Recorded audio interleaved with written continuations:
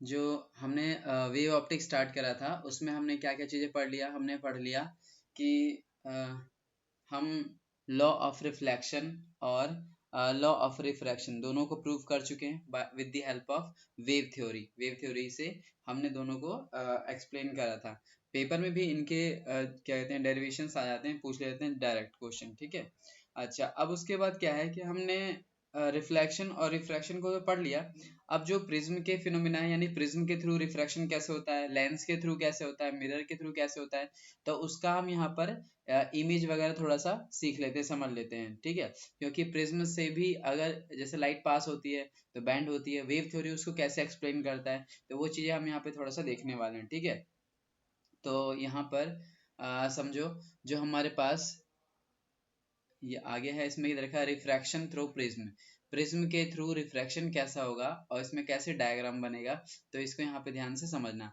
जैसे कि यहाँ पर देख सकते हो, ये हमारे पास एक प्रिज्म दे रखा है, ठीक है। और प्रिज्म से प्रिज्म के ऊपर जो हमने लाइट को इंसिडेंट कराया, तो किस तरह के ये लाइट के वेव फॉर्म है, तो ये हमारे पास है एक प्लेन वेव फॉर्म। हमने पढ़ा था ना वेव, जो हमारे पास wave front, sorry wave front जो होते हैं वो कितने टाइप्स के होते हैं, 3 टाइप के होते हैं। कौन कौन से थे हमारे पास, तो एक था हमारे पास spherical wave front, cylindrical wave front और फिर प्लेन वेव फ्रंट।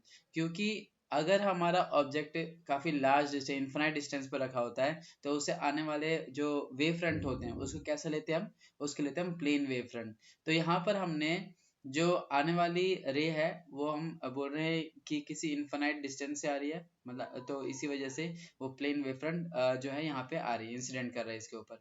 तो ये देख सकते हो, ये वाला क्या है हमारे पास, ये हमारे पास प्लेन वेव फ्रंट है, ठीक है। अब यहाँ पर अगर ध्यान दोगे तो जो हमारे पास ये लास्ट वाला जो वेव फ्रंट है ना, इसके यहाँ पर पार्टिकल्स को अगर हम देखें, मान लेते हैं यहाँ पर जो है हमारे पास वो सोर्स पार्टिकल है, यहाँ पे एक सोर्स पार्टिकल है और एक यहाँ पे एक सोर्स पार्टिकल है, ठीक है। अब ये जो सोर्स पार्टिकल है जैसे ही इस प्रिज्म के अंदर एंटर करेगा, तो बताओ मुझे कौन सा पार्टिकल जो है वो लंबे टाइम के लिए उस ग्लास वाले मीडियम में ट्रेवल करेगा। यानी ये हमारा पार्टिकल 1 क्या लेते हैं हम यहाँ पर, ये 1, और ये हमारे पास क्या है, ये पार्टिकल 2 मान लेते हैं। यानी कि हमारे पास पॉइंट सोर्स है, एक सेकंड, ये हमारे पास ये हम नमस्ते नमस्ते, ये हमारे पास ये जो वेव फ्रंट है इस पे हमने मान लिया एक पॉइंट सोर्स ये रहा और एक पॉइंट सोर्स ये रहा, ठीक है। अब यहाँ पे अगर ध्यान दोगे, दोनों अगर प्रिज्म में एंटर करेंगे तो ये वाला जो है पार्टिकल इसके अंदर गया है ना, अब ये इसके अंदर जाएगा तो इसको लंबे टाइम तक इस ग्लास प्रिज्म में रहना है ना। लेकिन जैसे ही ये जाएगा अंदर तो इसको थोड़े से पार्ट में ही क्या करना है, ग्लास प्रिज्म में ट्रेवल करना है, उसके बाद फिर क्या आ जाएगा, ये एयर में आ जाएगा। तो मुझे बताओ कि इन दोनों पार्टिकल में से कौन सा पार्टिकल पहले निकल जाएगा, 1 वाला कि 2 वाला, इस प्रिज्म से बाहर प्रिज्म कौन से निकलेगा, बाहर 1 वाला। 1 वाला निकलेगा। 1 क्यों, वाला निकलेगा क्योंकि इसमें क्योंकि इसमें एक से क्योंकि आवाज, उसका मीडियम आवाज, कम है। हाँ क्योंकि यहाँ पर इससे कम पाथ ट्रेवल करना है ना, तो इसी वजह से ये जल्दी निकल जाएगा। अगर ये जल्दी निकलेगा तो मान लेते हैं कि ये जो पार्टिकल है वो यहाँ पर, यहाँ से यहाँ तक आने में, मान लो एग्जाम्पल के लिए उसने 2 सेकंड लिया, ठीक है। तो ये वाला पार्टिकल तो फटाक से 2 सेकंड में कहीं और पहुंच चुका होगा। तो ये वाला जो पार्टिकल है ये कुछ ज्यादा ही आगे बढ़ चुका होगा, मान लो ये यहाँ पे आ गया होगा और ये वाला पार्टिकल जस्ट अभी यहाँ पे निकला ही होगा। तो यहाँ पर हम देख सकते हैं कि ये जो हमारे पास वेव फ्रंट है ये कुछ ऐसे मुड़ जाता है ना, ये दिख रहा होगा कि अब डायरेक्शन है इसके ऐसे हो जाती है, ये थोड़ा सा करेक्ट कर लेना, इसमें इसमें ऐसे बनाना चाहिए इसको, ये ऐसे होगा, ठीक है। कि यहाँ पर ये वेव फ्रंट ऐसे बनेगा, ठीक है, इस तरह से।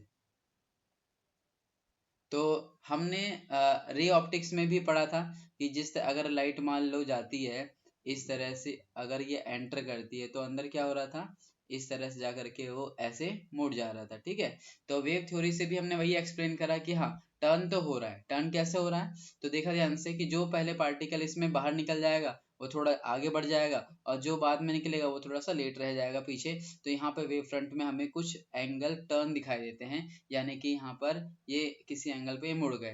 तो यहाँ पे इस तरह से आए और इस तरह से ये मुड़ गए, जो कि हमने रे ऑप्टिक्स में भी देखा था कि प्रिज्म से अगर जो इंसिडेंट रे है वो इस तरह से पास होने के बाद जो ये इमर्जेंट रे है वो कुछ मुड़ जाती है। ठीक है, तो ये यहाँ पे हमने ये डायग्राम बना दिया। ठीक है, with the help of wave front की हेल्प से। अब यहाँ पर हम जो लेंस होते हैं उस लेंस में से वेव फॉर्म के अगर ये जो हमारे पास वेव फ्रंट है अगर वो जाते हैं तो कैसा इमेज फॉर्म करेंगे वो भी हम यहाँ पे देखने वाले हैं। ठीक है, तो अब देखो ध्यान से, दूसरा हमारे पास केस आता है लेंस का। तो यहाँ पर ये जो हमारे पास है ये हमारे पास एक कॉन्वेक्स लेंस है। कैसा लेंस है? कॉन्वेक्स लेंस है। अब इसके ऊपर हमने क्या इंसिडेंट करा? हमने इसके ऊपर प्लेन वेव फ्रंट इंसिडेंट करा। ये देख सकते हो ये सब क्या हमारे पास प्लेन वेव फ्रंट है। अब फिर से वही चीज आता है कि मान लो ये जो हमारे पास, मान लेते हैं ये हमारे पास जो वेव फ्रंट है जिसने पहले सबसे पहले इसको टच करा है ना। अब इसके पार्टिकल्स की बात करते हैं। यहाँ पे एक पार्टिकल होगा, यहाँ पे एक पार्टिकल होगा और यहाँ पे एक पार्टिकल होगा। इसका नाम दे देते हैं हम पार्टिकल 1 और ये पार्टिकल 2 और ये पार्टिकल 3 मान लेते हैं। मतलब पॉइंट सोर्स है हमारे पास। और पॉइंट ये जो पॉइंट सोर्स हैं अब इनको हम ध्यान से ऑब्जर्व करते हैं कि ग्लास में से ये जो हमारे पास कॉन्वेक्स ग्लास है या कॉन्वेक्स लेंस है इसमें से पहले कौन निकलेगा। तो देख सकते हो पहला, दूसरा, तीसरा, इन तीनों पार्टिकल में से बताओ इस लेंस में से कौन बाहर निकल जाएगा। फर्स्ट, सेकंड, थर्ड में से कौन सा पॉइंट सोर्स हाँ 1 और 3। 1 और 3। क्यों? क्योंकि इसमें इनको कम पाथ ट्रेवल करना है, और यहाँ पर 3 को भी कम पाथ ट्रेवल करना है। और ये जो सेकंड वाला है इसको ना काफी लार्ज डिस्टेंस अंदर मतलब लार्ज डिस्टेंस ट्रेवल करना है इस ग्लास के अंदर। ठीक है, तो ये थोड़ा लेट बाहर जाएगा है ना, और ये पहले ही चले जाएंगे। पहले चले जाएंगे तो ये डिस्टेंस थोड़ा ज्यादा कवर कर लेंगे, ये भी डिस्टेंस थोड़ा ज्यादा कवर कर लेगा। तो यहाँ पर ये पार्टिकल आ गया और ये वाला पार्टिकल यहाँ आ गया और ये वाला पार्टिकल अभी मान लो जस्ट निकला ही है। तो इसको अगर हम डॉट्स को कनेक्ट करते हैं तो ये वाला हमें वेव फ्रंट कुछ ऐसा दिखाई देता है। ठीक है, तो ये वेव फ्रंट हमें कुछ इस तरह से दिखाई देते हैं। ऐसा लगता है कि ये किसी एक ही पॉइंट पर जाके इकट्ठा हो रहा है, जिसके लिए हम एक वर्ड यूज करते हैं कन्वर्जेंट। तो ये कैसे वेव फ्रंट है? ये हमें कन्वर्जेंट वेव फ्रंट के जैसे दिखाई देते हैं। ठीक है, यानी अगर ध्यान दो तो ये जो हमारे पास प्लेन वेव फ्रंट है वो इस कॉन्वेक्स लेंस से पास होने के बाद कैसे बन गए? स्फेरिकल वेव फ्रंट के फॉर्म में कन्वर्ट हो गए। देख सकते हो यहाँ पे कन्वर्जेंट वेव फ्रंट या कह लो स्फेरिकल वेव फ्रंट के फॉर्म में कन्वर्ट हो गए। देखो इस तरह से ये स्फीयर के छोटे छोटे पार्ट है यहाँ पे हमारे पास। ठीक है, जो कि एक पॉइंट पर मिलते हुए नजर आ रहे हैं। और हमने ये भी पढ़ा था कि अगर हम रे ऑप्टिक्स की हेल्प से अगर हम बात करते हैं तो जो भी इन्फानाइट से आने वाली रेज होती है वो कहाँ पे मीट करती थी? वो मीट करती थी फोकस पे। तो यहाँ पर भी वही हो रहा है कि ये जो पैरेलल फोकस पे, हाँ, ये सारे जो आ रहे हैं हमारे पास वो किसी एक फोकस से मिलने की कोशिश कर रहे हैं। तो यहाँ पर अगर रे ऑप्टिक्स से देखोगे तो ये सभी भी ऐसे मिल रहे थे। ये देखो, जो भी इन्फानाइट से आने वाली पैरेलल रेज होती कहाँ मिलती है? फोकस पे। और इसमें भी ऐसे ही कुछ इमेज बनता है हमारे पास। तो हमने वेव फ्रंट से भी क्या करा, इसको इस तरह से समझाया कि हाँ इस तरह से जो हमारे पास लेंस है उसमें से इस तरह से ये इमेज को फॉर्म कराएगा किसी एक पॉइंट सोर्स पर यानी उसके फोकस पर। ठीक है, समझ आ गया ये चीज? कोई दिक्कत तो नहीं?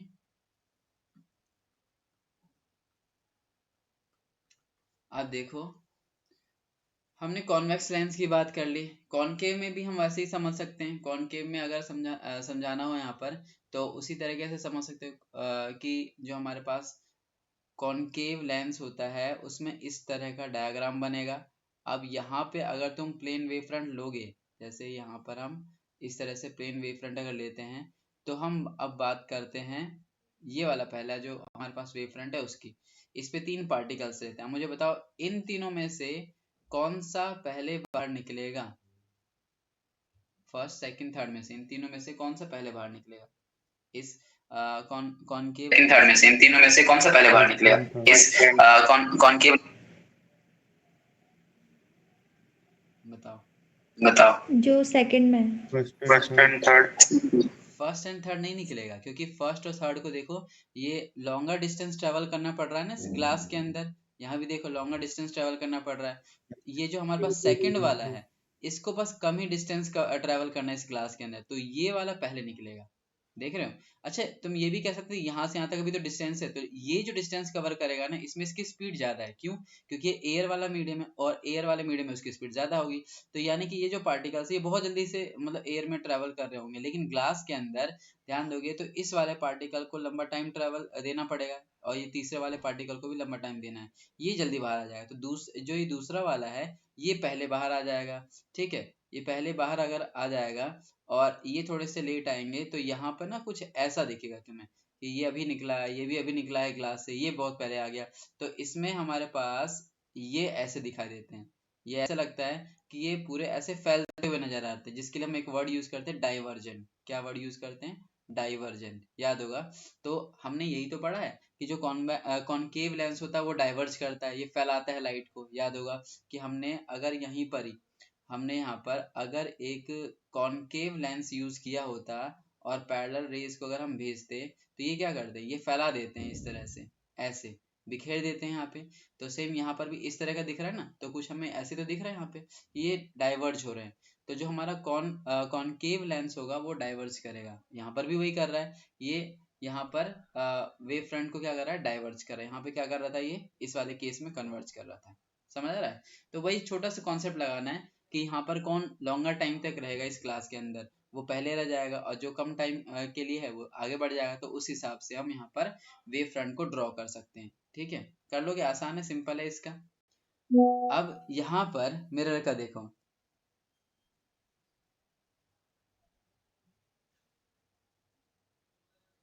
अब यहाँ पर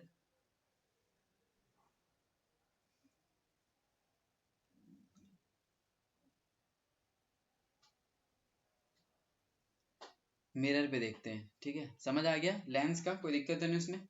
इमेज ड्रॉ कर लोगे उसका? ठीक है। अब यहाँ पे समझना मिरर में कैसे होगा। मिरर में वही कॉन्सेप्ट लगेगा यहाँ पे। कैसे? तो देखो ध्यान से, ये हमारे पास मिरर है। कौन सा मिरर है बता सकते हो?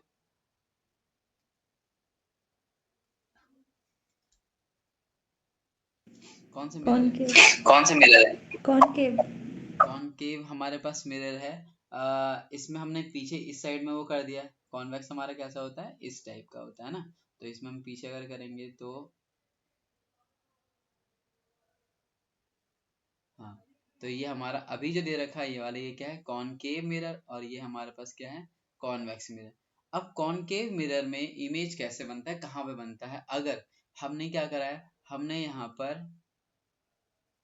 पर हमने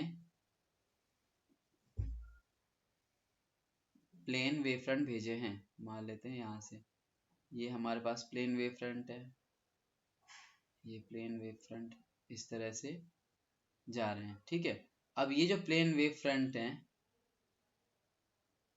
इसके ऊपर टकराएंगे, तो यहाँ पर हम ये वाले प्लेन वेव फ्रंट की बात करने वाले हैं जो सबसे पहले इसके ऊपर टकराया, मिरर के ऊपर। अब यहाँ तीन पार्टिकल फिर से लेते हैं, एक, दो और एक ये तीन। तो यहाँ पर वन, क्या हो रहा है इसमें? 1 2 और ये 3, ये हमने बोला। अब समझो, ये जो हमारे पास मिरर है, इस मिरर के ऊपर कौन से पार्टिकल पहले टकरा के चले जाएंगे? बताओ मुझे। 1 2 और 3 में से कौन से पार्टिकल्स पहले टकरा के लौट जाएंगे, रिफ्लेक्ट होंगे? तो कौन से पार्टिकल लौटेंगे पहले? 1 and 3 1 and 3। 1 and 3। ठीक है, क्यों? क्योंकि ये वाला पार्टिकल अभी टकराने से टकराने जा रहा है ना, ये तो पहले टकरा चुके, तो ये नहीं कि ये पहले लौटेंगे। तो ये वाला पार्टिकल मान लेते हैं कि वो अभी ना यहाँ पे पहुंच गया टकराने के बाद, और ये वाला पार्टिकल टकराने के बाद यहाँ पे पहुंच गया। ये वाला पार्टिकल जस्ट अभी टकरा टकरा करके निकला ही है। तो अगर हम इनको इस तरह से ज्वाइन करते हैं इन पॉइंट्स को, तो हमें ऐसा दिखता है शेप। ठीक है, फिर अगर हम आगे की बात करें तो इसका जो शेप है ये कुछ ऐसा हो जाता है, ये ऐसे, ये ऐसे, इस तरह से होते होते ये लगता है हमें कि किसी एक पॉइंट पर मीट कर रहे हैं। और हमने यही तो पढ़ा है कि जो हमारे पास ये जो हमारे पास कॉनकेव मिरर है वो क्या करता है, वो जो हमारे पास पैरेलल रेज आती है उनको फोकस पर मिलाता है। ठीक है, कैसे? तो ये हमने ये वाला अगर हमारे पास मिरर है और ये हमने यहाँ पर लिया है पैरेलल रेज, ठीक है, ये पैरेलल रेज है। अब ये पैरेलल रेज जो है कहाँ मिलते थे, याद होगा, फोकस पे ऐसे। तो यहाँ पर भी वही हो रहा है क्या कि यहाँ पर देखो सारे जो हमारे पास प्लेन वेव फ्रंट हैं वो आफ्टर द रिफ्लेक्शन किसी एक पॉइंट पर कन्वर्ज हो रहे हैं, ठीक है। तो ये मिरर में भी हमें वही केस देखने को मिलता है कि जो इसका इमेज है फोकस से बनेगा, इसका भी इमेज वही चीज दिख रहा है आपको। तो ये हमने इसका डायग्राम बनाया with the help of wave fronts, ठीक है, वेव ऑप्टिक्स में वेव फ्रंट की हेल्प से। ओके, अच्छा, अब देखो समझ आ गया, डायग्राम में कोई दिक्कत तो नहीं, कोई कंफ्यूजन तो नहीं किसी को भी। कॉनकेव मिरर चाहे कॉन्वेक्स मिरर जाए, चाहे लेंस आ जाए, प्रिज्म आ जाए, इसमें से कोई सा भी कर सकते हो, ड्रॉ कर सकते हो आसानी से।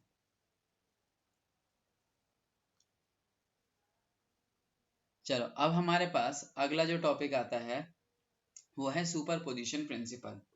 सुपरपोजिशन प्रिंसिपल है क्या, ठीक है, तो पहले यहाँ पर समझना, ठीक है। सुपरपोजिशन प्रिंसिपल में दो या दो से अधिक वेव्स एक दूसरे को क्या कहते हैं, क्रॉस अगर करते हैं तो उनका जो रिजल्टेंट डिस्प्लेसमेंट होता है वो उन सभी वेव्स के इंडिविजुअल डिस्प्लेसमेंट के सम के इक्वल होता है। क्या कहने का मतलब है, बड़े ध्यान से सुनना समझना इस चीज को, ठीक है। बहुत ही आसान से कॉन्सेप्ट है, इसके वर्ड्स में जाओगे तो कंफ्यूजन होगा, लेकिन यहाँ पे ध्यान से समझोगे तो बड़ी आसानी से समझ आएगा। सबसे पहले मैं यहाँ पे क्या करता हूँ कि मान लेते हैं हमने ना पानी के अंदर स्टोन को गिराया है ना, और स्टोन को गिराया है तो उसमें क्या हो, उससे वेव बनती है। अब वेव बनती है उसका हमने यहाँ पर ग्राफ देखा, तो उसका हमें ग्राफ कुछ ऐसा मिलता है, ठीक है, ये इस टाइप का ऐसे ये मिला। ओके, अच्छा, अब मान लो हमने अब दूसरी बार क्या करा, दो स्टोन लिया, दो स्टोन को हमने एक साथ गिराया यहाँ पर अलग अलग जगह पे, ठीक है। अब दो अलग अलग जगह पे अगर गिरते हैं तो यहाँ पर क्या हो सकता है कि यहाँ पर हो सकता है कि जो दूसरा हमारा वेव बनेगा, जो हमारे पास दूसरा वेव बनेगा, इसको मैं थोड़ा सा, दूसरा जो वेव बना हमारे पास वो मान लेते हैं ऐसा बना है।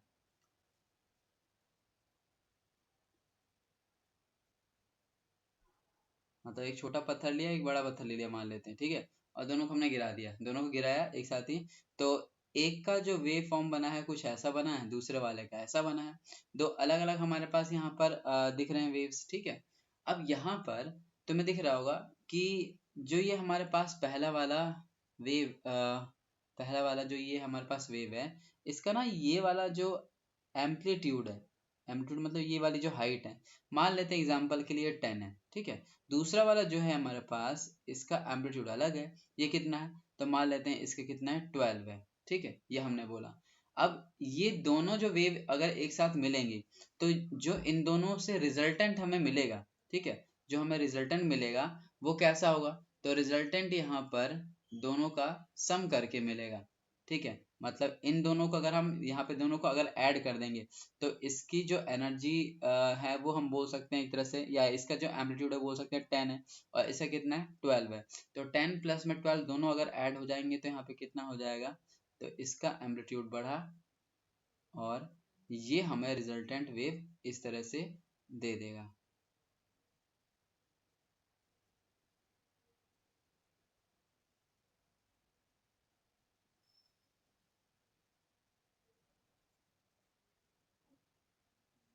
ये यहाँ पर समझ रहे हो, तो ये जो रिजल्टेंट हमारे पास वेव आया है उसका एम्पलीट्यूड क्या होगा, यानी इसकी जो ये वाला डिस्प्लेसमेंट है, यहाँ पे इसका जो डिस्प्लेसमेंट हम बोल रहे हैं वो 10 है, इसका डिस्प्लेसमेंट कितना है 12 है, तो रिजल्टेंट कितना हो जाएगा 10 प्लस में 12 कितना आ जाएगा, ये फिर 22।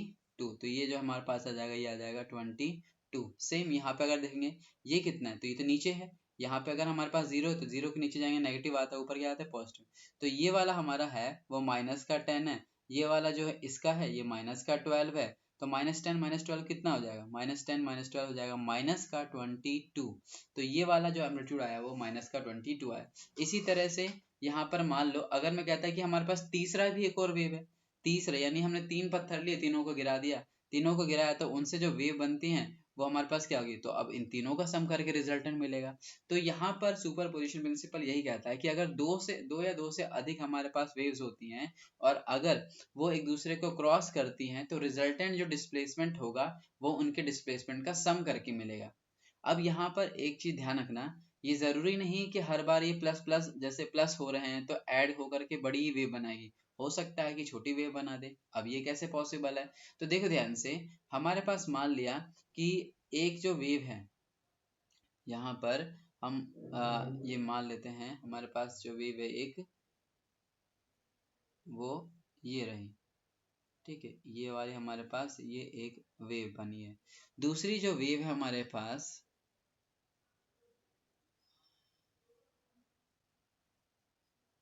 इसको हम ले लेते हैं यहाँ पर इस टाइप का, ठीक है। अब यहाँ पर इसका जो डिस्प्लेसमेंट है मान लेते हैं वो कितना है, 10 है। इसका जो डिस्प्लेसमेंट है ये कितना होगा, नीचे ही तो, नीचे है तो -2, यहाँ पर -2 ले लेता हूँ मैं, और नीचे था तो इसलिए नेगेटिव लगा दिया हमने, ठीक है। अब बताओ मुझे इन दोनों का डिस्प्लेसमेंट को अगर ऐड करेंगे तो कितना मिलेगा हमें, ये हमारे पास 10 है और ये वाला हमारा -2 है, तो हमें रिजल्टेंट तो चाहिए। रिजल्टेंट कैसे मिलेगा, दोनों के डिस्प्लेसमेंट को ऐड करना पड़ेगा, तो 10 और ये -2, समझ रहे हो, क्योंकि ये नीचे नेगेटिव में, तो 10 - 2 कितना आएगा, 8। तो जो हमारा रिजल्टेंट वेव आएगा उसका एम्पलीट्यूड कितना आना चाहिए, 8। तो ये कहाँ से जाएगा, ये जाएगा कुछ यहाँ से, तो रिजल्टेंट एम्पलीट्यूड यहाँ मिला हमें 8। सेम यहाँ पर कितना होगा, बड़े वाले का हो जाएगा -10 और छोटा वाला +2, तो -10 में से 2 गया तो -8, -8 कहाँ पे होगा, वो यहाँ पे हो जाएगा, ये ऐसे जाएगा। सेम इसी तरह से इसमें क्या होगा, +10 -2, तो 10 - 2 यानी कि 8, तो ये कहाँ जाएगा, ये जाएगा ऐसे। तो अगर ध्यान दोगे तो जो रिजल्टेंट वेव है उसका एम्पलीट्यूड छोटा हो गया है एज कम्पेयर टू जो हमारे पास ये बड़ा वाला एम्पलीट्यूड वाला वेव था, समझ रहे हो। तो रिजल्टेंट कैसे निकालना है, सिंपली उनके डिस्प्लेसमेंट को ऐड कर सकते हैं। अब देखो, हम डिस्प्लेसमेंट ना किसी भी पॉइंट पे बोल सकते हैं, मैं डिस्प्लेसमेंट तुमसे यहाँ भी पूछ सकता था कि यहाँ पर मान लो 5 है प्लस का, और नीचे जो हमारे पास वो माइनस का 1 है, तो 5 माइनस का 1 4, तो ये 4 आ गया हमारे पास, ऐसे भी हम बोल सकते हैं। तो एम्पलीट्यूड ये क्या कहते हैं, जो इसका डिस्प्लेसमेंट है वो किसी भी पोजीशन पे निकाला जा सकता है सिंपली ऐड या सब्ट्रैक्ट करके, ओके। तो सुपर पोजिशन प्रिंसिपल की जो स्टेटमेंट है, एक बार वापिस इसको समझ लो क्या कहता है, इट स्टेट्स दैट व्हेन 2 और मोर वेव्स, है ना, हमने क्या बोला, दो या दो से अधिक वेव्स जो हैं वो अगर एक दूसरे को क्रॉस करती हैं, ठीक है, waves cross each other, then the resultant displacement, ध्यान रखें जरा, क्या बोला हमने, रिजल्टेंट डिस्प्लेसमेंट जो होगा is the vector sum of all the individual displacement, vector sum of all the, जो हमारा ये डिस्प्लेसमेंट है, डिस्प्लेसमेंट एक वेक्टर क्वांटिटी है, इसीलिए हमने यहाँ पे वर्ड लगाया है वेक्टर सम, ठीक है, vector sum of all the individual displacement. तो इसका मतलब क्या है कि जो रिजल्टेंट डिस्प्लेसमेंट होगा हमारे पास ये y, वो किसके इक्वल होगा, तो मान लो यहाँ पे हमारे पास अगर दो वेव है तो y1 + y2 हो जाएगा, तीन होंगी तो y1 + y2 + y3, चार होंगी तो +4 कर दो, और n अगर होंगी तो डैश डैश करके yn तक जाएगा।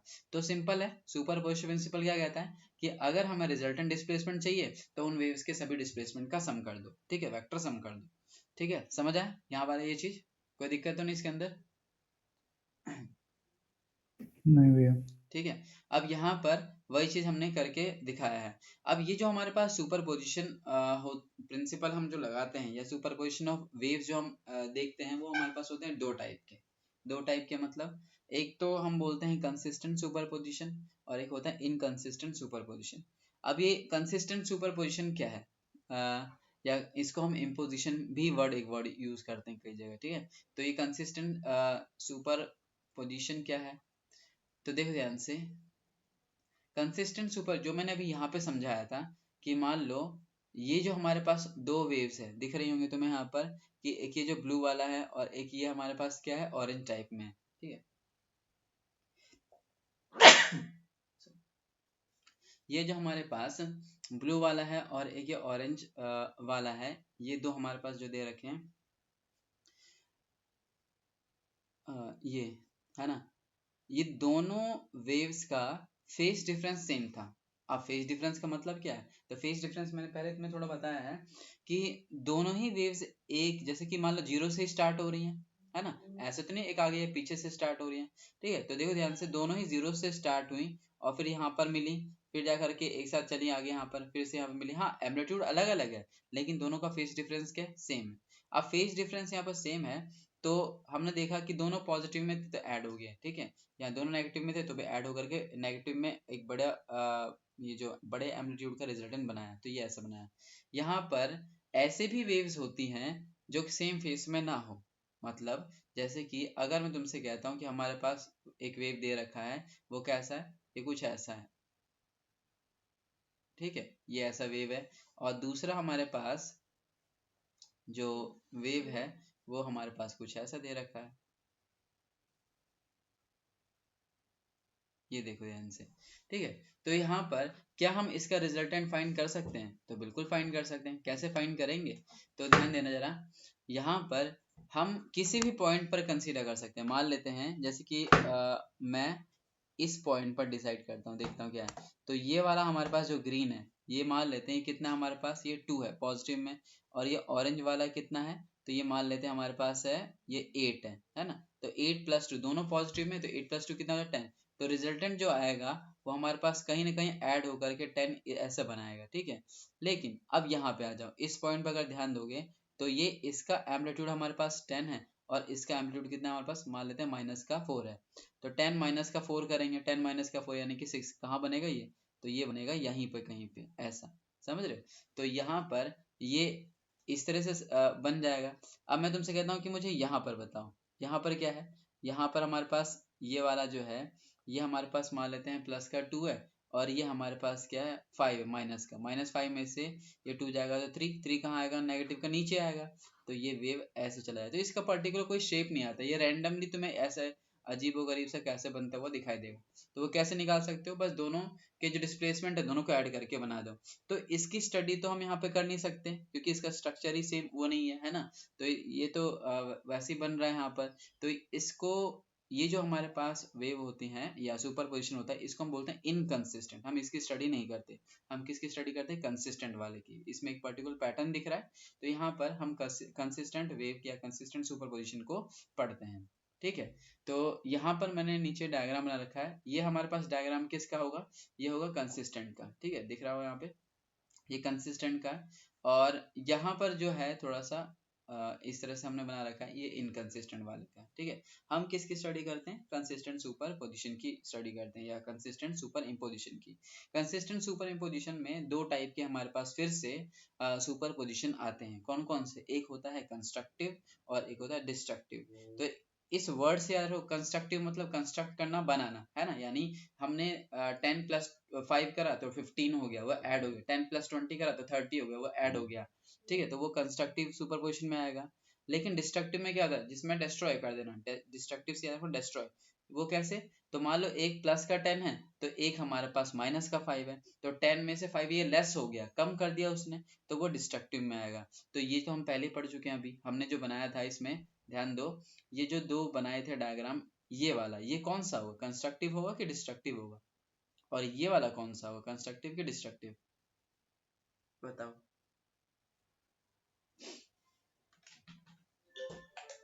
ऊपर वाला क्या होगा? एक बार भैया वापस से बताना। देखो कंस्ट्रक्टिव में क्या होता है, कंस्ट्रक्टिव में दोनों के डिस्प्लेसमेंट ऐड होकर के एक बड़ा सा डिस्प्लेसमेंट बनाता है। बड़ा सा मतलब ये 10 था, इस वाले वेव का 10 था डिस्प्लेसमेंट और दूसरे वाले का 12 था, तो दोनों का हमने डिस्प्लेसमेंट ऐड करके रिजल्टेंट क्या बोला? ऐड हो गया। मतलब समझ सकते हो कि यहाँ पर ये हमारे पास एक वेव है जिसका एम्पलीट्यूड इस टाइम पर 10 था और दूसरे वाले का 12 था। अब मैं मांग रहा हूँ तुमसे दोनों का रिजल्टेंट बताओ, तो दोनों का रिजल्टेंट कैसे निकालोगे? तो दोनों ही क्योंकि पॉजिटिव में दोनों है, को प्लस कर देंगे। प्लस कर देंगे। प्लस करने के बाद ये इससे बड़े वेव बन गए, तो इन्होंने क्या करा? अपने वेव से बड़ी वेव बना दी, तो इन्होंने कंस्ट्रक्ट करा एक बड़ा वेव, ठीक है। तो इसीलिए हम इसके लिए वर्ड यूज करते हैं कंस्ट्रक्टिव ये सुपर पोजिशन। और दूसरा अगर ध्यान दोगे तो इसमें क्या हुआ? इसमें हमारे पास एक वेव पॉजिटिव में और एक वेव नेगेटिव में, यानी एक हमारे पास 10 है प्लस का और एक है -2। तो यहाँ पे 10 और ये -2, तो इसने तो सब्ट्रैक्ट कर दिया, सब्ट्रैक्ट करा तो 10 - 2 कितना आएगा? 8 आ जाएगा। 8 आ गया तो रिजल्टेंट वाला जो हमारे पास है वो तो 8 का बन गया है ना, वो तो हमारे बाकी वेव से भी कम एम्पलीट्यूड का बन गया, ठीक है, किसी भी एक वेव से कम एम्पलीट्यूड का बन गया। तो इसका मतलब क्या हुआ, हमने रिजल्टेंट हमें जो मिला है वो कंपैरेटिवली इन दोनों में से किसी एक वेव से कम का ही मिला है हमें, तो इसे बोलते हैं डिस्ट्रक्टिव। समझ रहे हो? डिस्ट्रक्टिव में जनरली हमें एक ये वाला वेव काफी कॉमनली देखने को मिलेगा। कौन सा? ये वाला जो हमारे पास होता है कि मान लो हमारे पास ये है एक वेव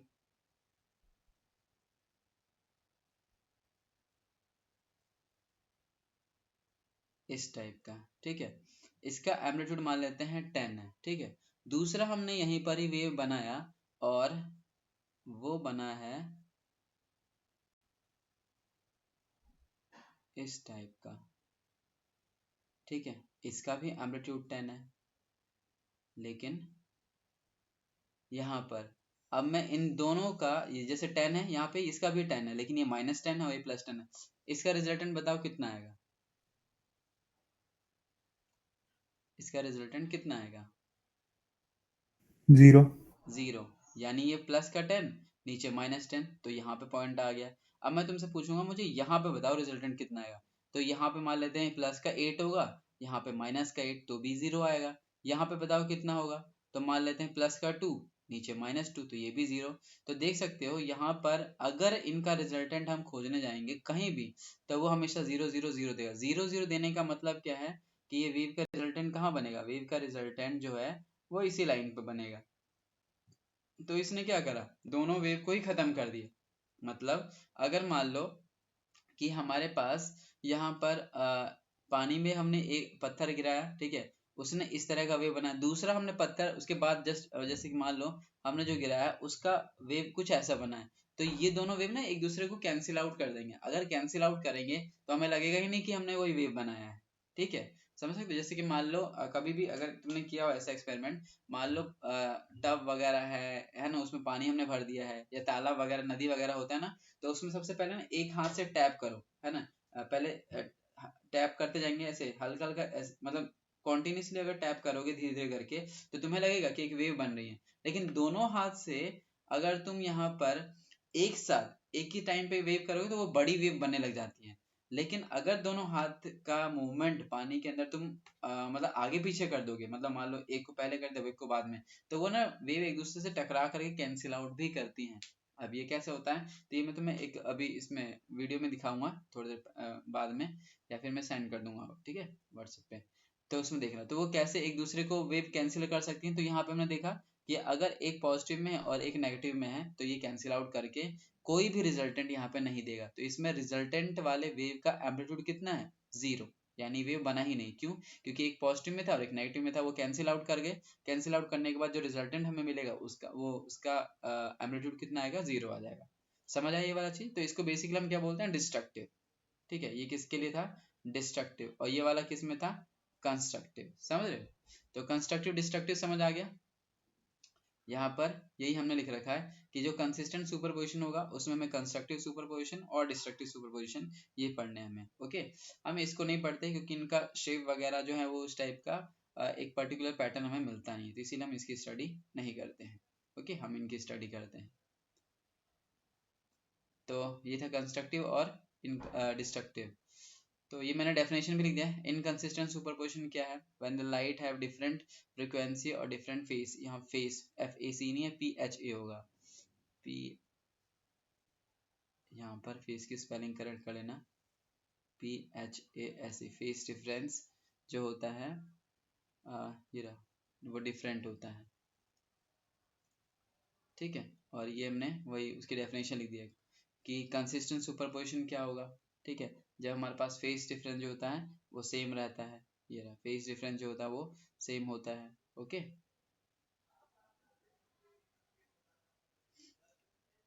ऊपर वाले को हम वैसे क्या बोलते हैं, क्रेस्ट, नीचे वाले को ट्रफ, ठीक है। तो यहाँ पर कंस्ट्रक्टिव के लिए केस में हम क्या देख रहे थे कि पहले वाले वेव का क्रेस्ट दूसरे वाले वेव का क्रेस्ट दोनों ऐड होकर के एक बड़ा ही वेव दे रहे थे। ट्रफ ट्रफ में भी हुआ था, ट्रफ ट्रफ ऐड होकर के क्या दे रहे थे उसमें इसको एक बड़ा वेव दे रहे थे। लेकिन अगर हम डिस्ट्रक्टिव की बात करें तो एक का क्रेस्ट था, दूसरे का ट्रफ था, वो दोनों मिलके 0 दे रहे थे। ठीक है, तो वही हमने यहाँ पे थोड़ा मेंशन करा। ठीक है, कोई डाउट तो नहीं इसके अंदर कंस्ट्रक्टिव या डिस्ट्रक्टिव में? ये रहा डिस्ट्रक्टिव का डायग्राम जिसमें क्रेस्ट प्लस ट्रफ डिस्ट्रक्टिव बनाते हैं। आ गया समझ? कोई डाउट तो नहीं उसमें? सिंपल सिंपल नहीं। चीजें थी। अब हम आगे बढ़ते हैं। ठीक है, वो बेसिक चीज़ अब तुम्हें समझ आ गई तो तुम बड़ी आसानी से इनको समझ जाओगे कि हम रिजल्टेंट कैसे फाइंड करेंगे दो वेव्स का।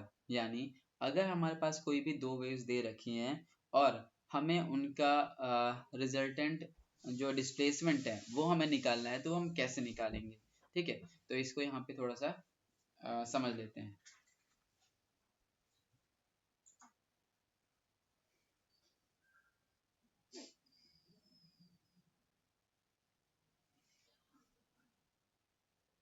देखो हमारे पास टॉपिक क्या है?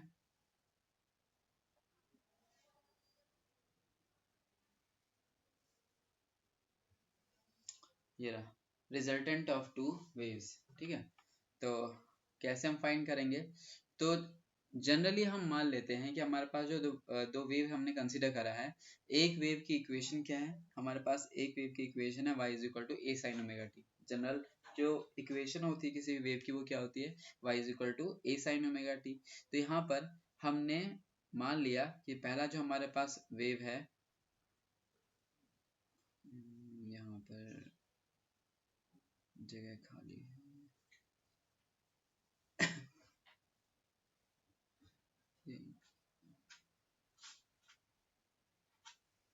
हाँ यहीं पे लिख देता हूँ मैं। ठीक है, जगह यहाँ पे खाली है तो इस जगह मेंशन करते हैं। ठीक है, क्या पढ़ रहे हैं हम यहाँ पर?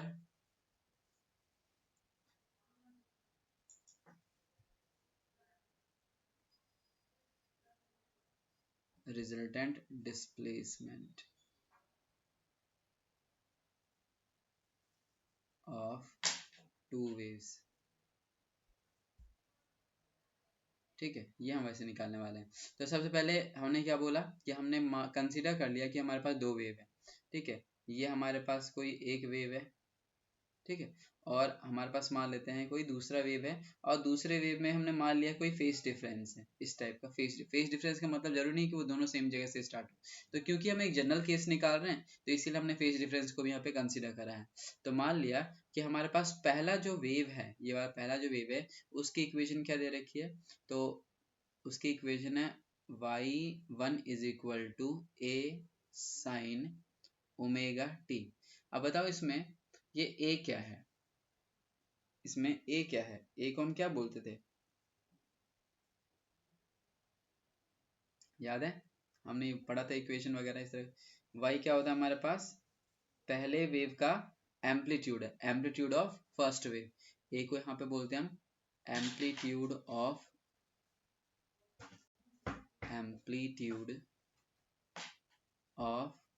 First wave. ठीक है, फर्स्ट वेव। ओके, ओमेगा को क्या बोलते हैं यहाँ पे? ओमेगा ध्यान है, ओमेगा को हम बोलते हैं एंगुलर फ्रीक्वेंसी या एंगुलर वेलोसिटी। एंगुलर फ्रीक्वेंसी और एंगुलर वेलोसिटी। ठीक है, T is the time, T को क्या बोलते हैं? टाइम। ये वाई क्या है? वाई, तो वाई हमारा यहाँ पर डिस्प्लेसमेंट है। क्या है वाई? वाई यहाँ पे displacement at any time T. Displacement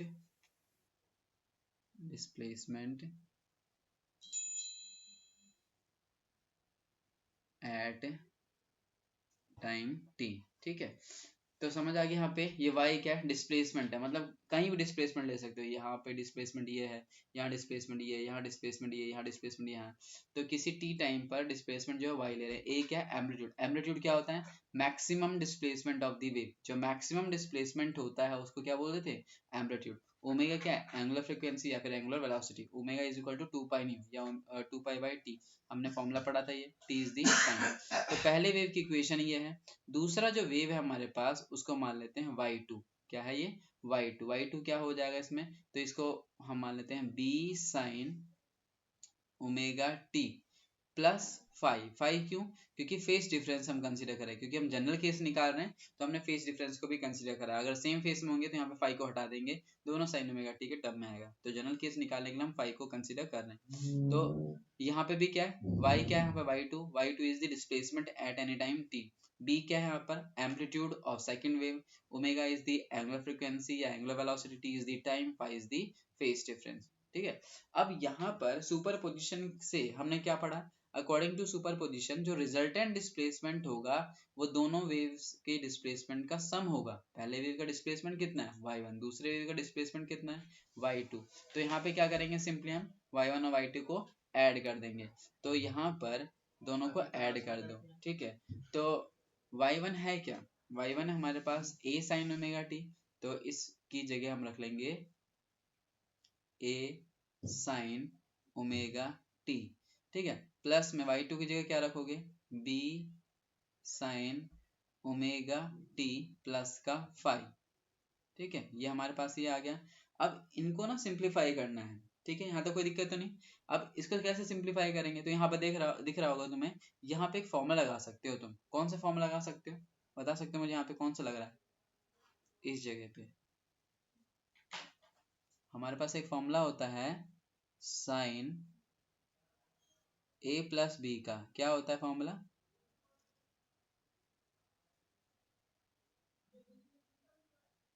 sign a cos b plus cos a sine b, ठीक है। ये ध्यान है formula sine a plus b का, sine a cos b plus में कॉस ए साइन बी। तो मैं यहाँ पर क्या करने वाला हूँ, यहाँ पे मैं इस फॉर्मूले को एक्सपेंड कर सकता हूँ। तो ये आ जाएगा y इज इक्वल टू में a sine omega t plus b plus b। इसकी जगह फॉर्मूला लगा लो, फॉर्मूला कौन सा, यही वाला। तो इसमें a का काम करेगा ओमेगा टी, b का काम करेगा फाइव। तो sine a cos b, b की जगह फाइव है, प्लस में कॉस a और इंटू में साइन b, ठीक है। और यहाँ पे साइन फाइव, ओके। ये आ गया हमारे पास। अब ये जो b है इन दोनों में मल्टीप्लाई कर लेते हैं, ठीक है। तो ये आ जाएगा हमारे पास y is equal to a sine omega t plus में b इसे इंटू हो जाएगा, तो b sine omega t into में कॉस फाइव प्लस में b इसे इंटू हो जाएगा, तो b cos omega t into में साइन फाइव, ओके। ये आ गया। अब ध्यान देना जरा, यहाँ तक कोई डाउट तो नहीं किसी को भी, कोई डाउट तो नहीं इसके अंदर।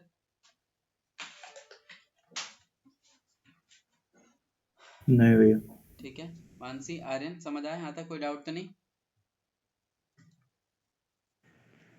नो भैया। ठीक है, ठीक है। अब यहाँ पर समझना, थोड़ा सा अरेंजमेंट करते हैं। कैसे अरेंजमेंट करेंगे यहाँ पे, तो जरा पहले इससे पहले मैं समझा देता हूँ टर्म्स को। ये जो हमारा फाई होता है ना, फाई हमारा कांस्टेंट है, क्योंकि फाई फेज डिफरेंस, मान लो 30 डिग्री का फेज डिफरेंस आया हुआ होगा, 45 का और 40 50 60 कितने का भी आया हो, तो फाई यहाँ पे हमारा कांस्टेंट है, ठीक है। ओमेगा टी कांस्टेंट नहीं है, क्योंकि टाइम के साथ साथ ये वाली वैल्यू भी तो बदलेगी। तो एक चीज नोटिस करना कि यहाँ पे क्या क्या चीजें कांस्टेंट है। ए कांस्टेंट है, फिक्स्ड एम्पलीट्यूड होता है। बी कांस्टेंट है, फिक्स्ड है। फाई भी कांस्टेंट है, लेकिन बी भी कांस्टेंट है। ओमेगा टी कांस्टेंट नहीं है, ठीक है। ये चीज ध्यान रखना। ऐसा क्यों बोल रहा हूँ मैं, क्योंकि यहाँ पे अभी हम यहाँ अरेंजमेंट जो करने वाले हैं वो कुछ इस तरह से करेंगे। देखो y इज इक्वल टू में, यहाँ पे साइन ओमेगा टी हमें दिख रहा है और यहाँ पे भी साइन ओमेगा टी मुझे दिख रहा है। इन दोनों में से मैं लूंगा कॉमन। इन दोनों में से क्या कॉमन ले सकते हैं हम, इन दोनों में से हम कॉमन ले सकते हैं साइन ओमेगा टी।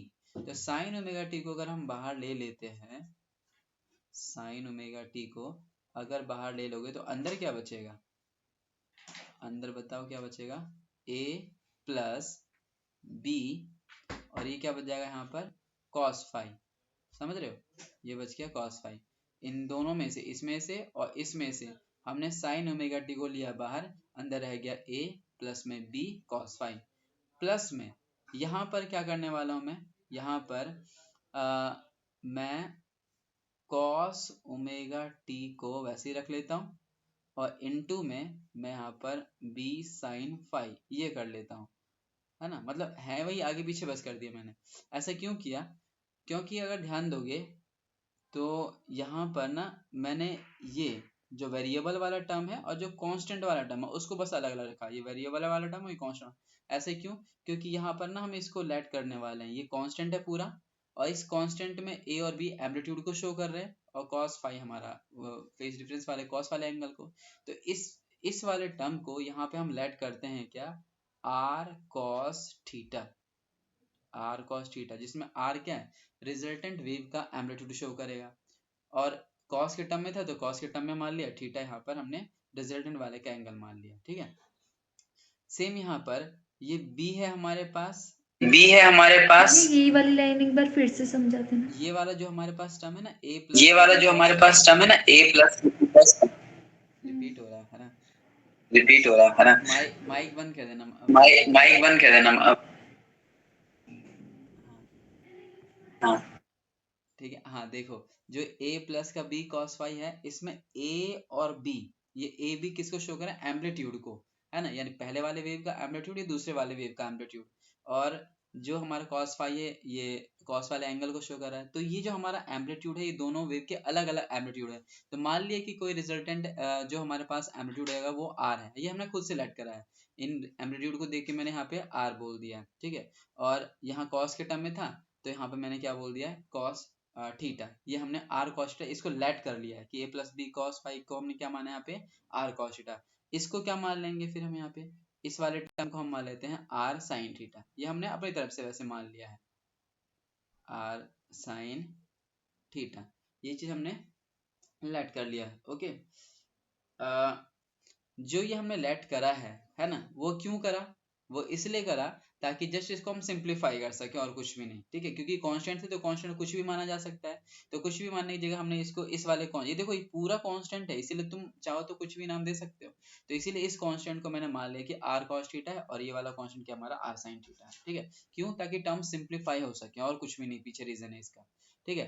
अब अगर हम इनको पुट करते हैं इस इक्वेशन में, ध्यान देना, इसकी जगह मैं इसको यहाँ पर पहले लिख लेता हूँ कि जो जो हमने लेट करा है, क्या लेट करा था हमने a plus b cos phi को लेट करा है r cos थीटा, ठीक है।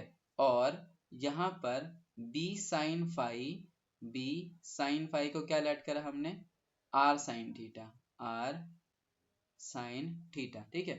ये मैं इक्वेशन फर्स्ट और सेकंड बना के छोड़ देता हूँ यहाँ पे, ओके। ये वाला ये हमें अभी मतलब वैसे काम पड़ेगा, ठीक है इसका। अच्छा, पहले इनको यहाँ पे इस इक्वेशन को अभी सिंप्लीफाई करना बाकी है। तो y इज इक्वल टू में, ये y इज इक्वल टू में क्या है यहाँ पे, साइन ओमेगा टी, तो पहले मैं इसको लिख लूंगा यहाँ पे साइन ओमेगा टी, और इसकी जगह पे क्या हमने माना है यहाँ पे r cos थीटा, तो इनटू में ये r cos थीटा प्लस में ये क्या हम पे cos omega T, cos omega T, और ये क्या माना हमने इसकी जगह पे r sin थीटा, तो ये आ जाएगा r sin थीटा, ओके।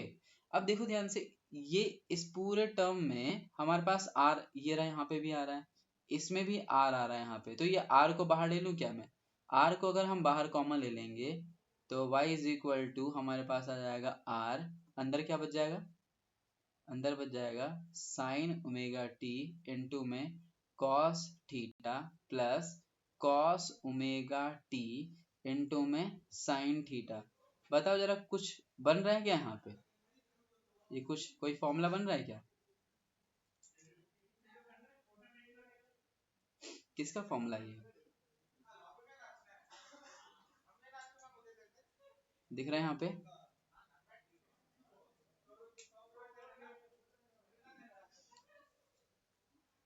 देखा फॉर्मूला, समझ आया किसका फॉर्मूला बन रहा है बताओ।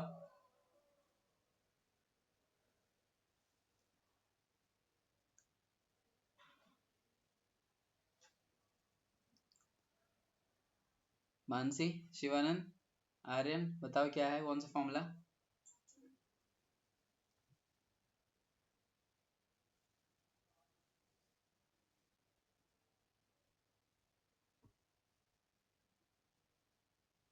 देखो sign a cos b plus cos a sine B, ये वाला तो हमारा पुराना वाला फॉर्मूला है। कौन सा? यही वाला फॉर्मूला है। अगर ध्यान दो, sign a cos b plus में कॉस ए साइन बी, तो ये पूरा का पूरा जो है हमारे पास ये पैटर्न बना है ये वाला, ठीक है, जिसके अंदर ए का काम करेगा क्या? ओमेगा टी, बी का काम क्या करेगा? थीटा। देखो जरा, ए की जगह ओमेगा टी, बी की जगह थीटा।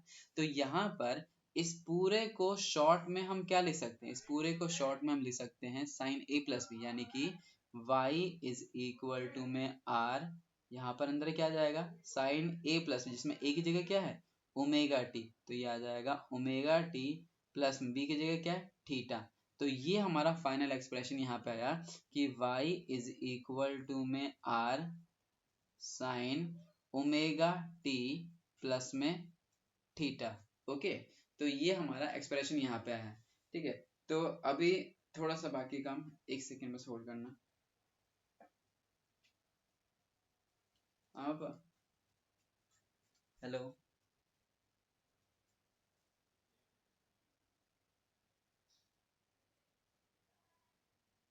हेलो,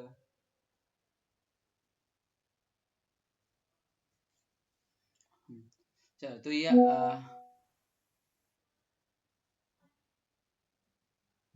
यहाँ तक कोई डाउट तो नहीं किसी को भी? समझ आ गया?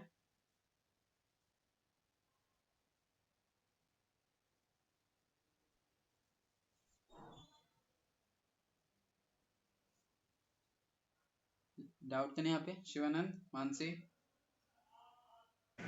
नहीं भैया। ठीक है, आर्यन समझ आया? यहाँ पर कोई डाउट तो नहीं? No sir. चल, अब यहाँ तक समझ आ गया तो ये हमारे पास, एक सेकेंड बस होल्ड करना। Hello, hello, hello,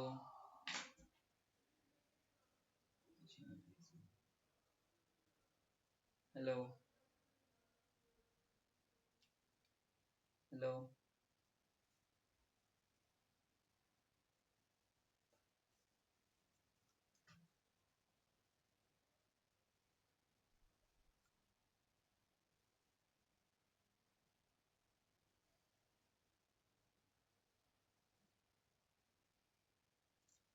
hello, hello,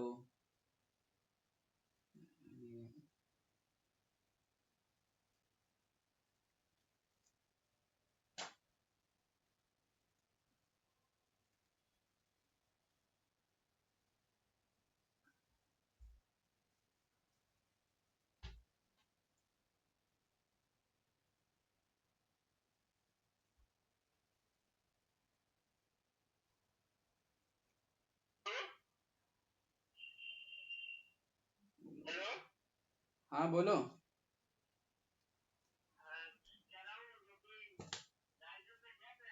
हाँ हाँ, गया गया,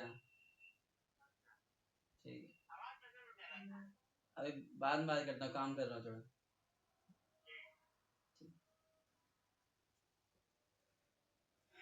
हाँ देखो, तो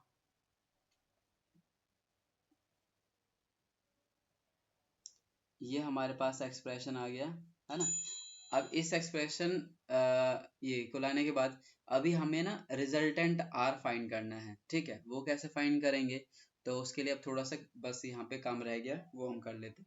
जो हमने ये इक्वेशन फर्स्ट और इक्वेशन सेकंड माना है ना, इस पे थोड़ा सा फोकस करते हैं। ओके, तो जरा ध्यान देना। यहाँ पर ये हमारे पास फर्स्ट इक्वेशन क्या दे रखा है? फर्स्ट इक्वेशन है हमारे पास a प्लस का b cos phi is equal to r cos theta, और दूसरा इक्वेशन क्या है हम पे? b sin phi is equal to r sin theta. हम दोनों इक्वेशन को स्क्वायरिंग और एडिंग करेंगे, मतलब स्क्वायर करेंगे दोनों पे और दोनों के ऐड करेंगे। वो कैसे? तो यहाँ पे हम लिखते हैं squaring and adding, squaring and adding first and second, first and second. जरा ध्यान देना, पहले इसी साइड को लेते हैं। इस पूरे पे स्क्वायर करेंगे तो क्या आ जाएगा? R square cos square theta. तो मैं इधर लिख लेता हूँ r square cos square theta plus इधर वाले को भी स्क्वायर करके ऐड कर लेते हैं, r square sine square theta, तो ये हो जाएगा r square sine square theta is equal to, अब देखो इस पूरे पे स्क्वायर करेंगे हम, तो इधर क्या जाएगा हम पे a plus b cos phi का होल स्क्वायर प्लस में ये वाला हमारे पास क्या है b साइन फाई, तो b साइन फाई का होल स्क्वायर। समझ रहे हो, हमने लेफ्ट वाले जो साइड है लेफ्ट वाले साइड को साथ स्क्वायर करके ऐड करा, और जो राइट वाले साइड के हैं वो राइट वाले साइड में हमने ऐड करा स्क्वायर करके। ठीक है, अब बस सिंप्लीफाई करना है। देखो दोनों में से ना कॉमन आ रहा है, क्या चीज कॉमन आ रहा है यहाँ से, आर स्क्वायर, तो आर स्क्वायर को हम ले लेते हैं यहाँ पे बाहर, आर स्क्वायर के बाहर लेंगे तो क्या आ जाएगा, ये आ जाएगा हम पे कॉस स्क्वायर थीटा प्लस में साइन स्क्वायर थीटा। ठीक है, ये चीज आया। अच्छा, इधर एक फॉर्मूला लग रहा है, कौन सा फॉर्मूला लग रहा है, a प्लस बी का होल स्क्वायर का, क्या हो जाएगा यहाँ पे फिर, तो ये हो जाएगा a स्क्वायर प्लस में बी स्क्वायर मतलब यहाँ पर b square cos square phi, ये बनेगा, और प्लस में 2ab, ये मत भूलना, तो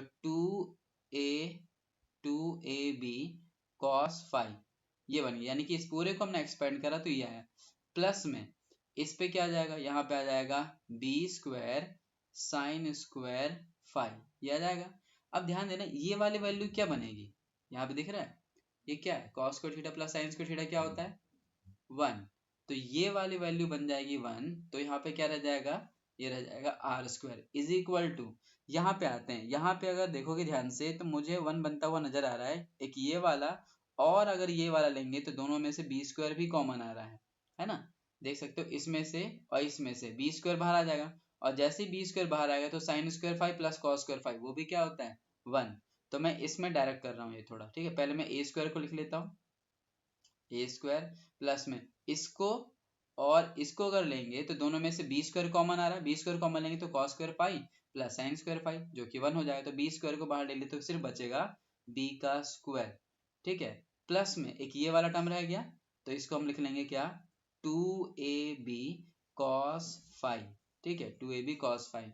अभी जो स्क्वायर है ना, स्क्वायर को इधर भेज दो तो क्या आ जाएगा अंडर रूट आ जाएगा, तो ये r इज इक्वल टू क्या आ गया, r इज इक्वल टू आ गया हमारे पास a square plus b square plus 2ab cos phi, क्या आ गया 2ab cos फाइव। तो ये हमारा काफी एक इम्पोर्टेंट रिजल्ट आया है, क्या कि अगर हमें कोई से भी दो वेव दे रखे हैं और दोनों वेव्स का हमें एम्पलीट्यूड पता है और उनका फेस डिफरेंस पता है, तो हम बड़ी आसानी से रिजल्टेंट वाले वेव का एम्पलीट्यूड क्या होगा वो हम फाइंड कर सकते हैं। ठीक है, अच्छा तो ये रिजल्टेंट आर क्या है, रिजल्टेंट आर है रिजल्टेंट वेव का एम्पलीट्यूड, ये ध्यान रखना आर के यहाँ पे रिजल्टेंट वेव का एम्पलीट्यूड। अब रिजल्टेंट वेव का एम्पलीट्यूड यहाँ पे हमने फाइंड कर लिया, ठीक है, फेस डिफरेंस कैसे निकालोगे, है ना, ये वाला फॉर्मूला कहीं देखा देखा लग रहा है क्या, ऐसा कुछ हमने पढ़ा है कहीं पे याद है, ये अंडर रूट में a square plus b square plus 2ab cos phi, ऐसा कहीं पढ़ा था,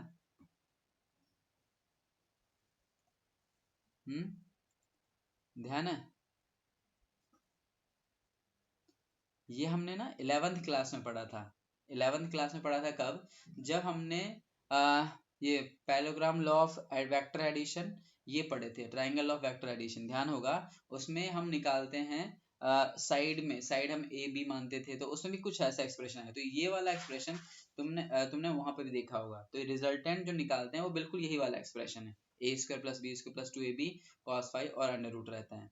अब यहाँ पर भी अगर हमें फेस निकालना है, फेस कैसे निकालेंगे, वो टेन याद होगा टेन थीटा ये टेन फाइव हम ऐसे करके निकाल देते, तो टेन कैसे निकालेंगे, तो यहाँ पर उसके लिए हमें क्या करना पड़ेगा, जो पहला और दूसरा इक्वेशन है ना वहीं से ही हम फेस को फाइंड कर सकते हैं, वो कैसे निकालोगे, तो बताओ टेन कैसे मिलेगा, हम फर्स्ट और सेकंड इक्वेशन में ऐसा क्या करें जिससे टेन मिल जाए हमें, तो अब हम क्या फाइंड करने वाले हैं फेस, ठीक है, किसका face, face of resultant wave का फेस, तो कैसे निकालेंगे, सिंपली सेकंड वाले इक्वेशन को फर्स्ट वाले इक्वेशन से डिवाइड कर दो, तो इसको बस इससे डिवाइड करना और कुछ नहीं करना, तो देखो ध्यान से r sin थीटा अपॉन में ये है हम पे r cos थीटा किसके इक्वल आ जाएगा, तो ये आ जाएगा हम पे ये r sin थीटा किसके इक्वल है b sin फाइव, तो ये आ गया b sin फाइव अपॉन में ये क्या ले लेंगे हम यहाँ पर, a प्लस का b cos फाइव,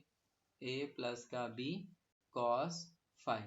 ओके, ये r से r को कैंसिल कर दो, साइन अपॉन cos क्या होता है 10, तो ये आ गया हमारे पास tan theta is equal to में b sin फाइव अपॉन में a प्लस का b cos फाइव। ठीक है, cos फाइव, और 10 को उधर भेज के tan इनवर्स भी बना सकते हो, यहाँ तक भी हम छोड़ सकते हैं। तो ये हमारा फेस का फॉर्मूला आ गया।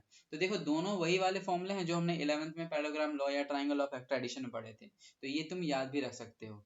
तो अगर हमें किसी भी दो वेव को ऐड करना है तो उससे रिजल्टेंट वेव का एम्पलीट्यूड इस फॉर्मूले से निकाल सकते हैं, किससे, अंडर रूट में a square plus b square plus 2ab cos five से, जिसमें फाइव क्या है, इसमें फेस डिफरेंस है। ठीक है, और यहाँ पर जो हमारा फेस डिफरेंस फॉर या फेस फॉर रिजल्टेंट वेव वो कैसे निकालेंगे, तो tan theta is equal to b sin phi upon में a प्लस का b cos फाइव। तो ये दो हमारे पास इंपॉर्टेंट रिजल्ट आ गए। ठीक है, तो कोई डाउट तो नहीं यहाँ पे किसी को भी, समझ आया चीज?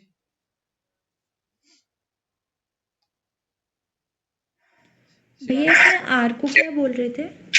आर हमारा है रिजल्टेंट वेव का मैग्नीट्यूड, जो रिजल्टेंट वेव है ना हमारे पास उसका जो हम एम्पलीट्यूड का जो बोलते हैं ना यहाँ पे, यानी जो दो वेव्स थी हमारे पास वो आपस में इंटरेक्ट जब करें, मान लो ये एक वेव है, ये एक वेव है हमारे पास दूसरी वाली, तो उन दोनों से रिजल्टेंट मिलेगा ना, तो रिजल्टेंट वाले का जो एम्पलीट्यूड आएगा है ना, वो है यहाँ पे रिजल्टेंट आर।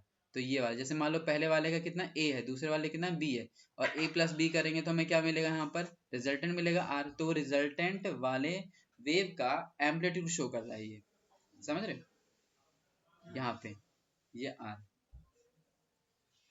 समझा?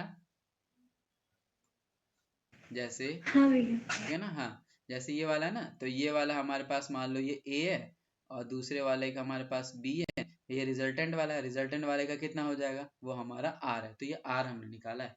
ओके, चलो कोई डाउट तो नहीं, शिवानंद, आर्यन?